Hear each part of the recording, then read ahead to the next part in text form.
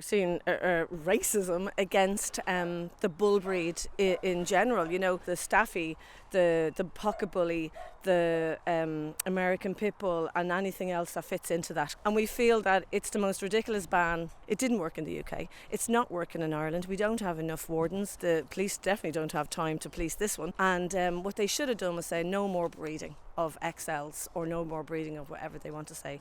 But to say a ban, it has scared people, and it's actually really sad because they have this persona as being, you know, these awful dogs that attack or whatever.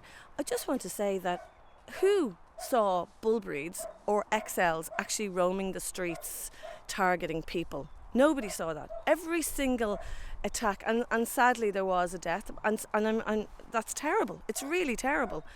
But the dogs were not roaming the streets looking for people to attack. Every attack happened in a home.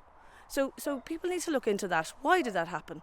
How did that happen? It's the rescues and the pounds that are jammers. We have so many dogs, and we have to say no to so many that it's so unbelievably sad. You know, sometimes you just feel like crying. You just feel, when is this ending?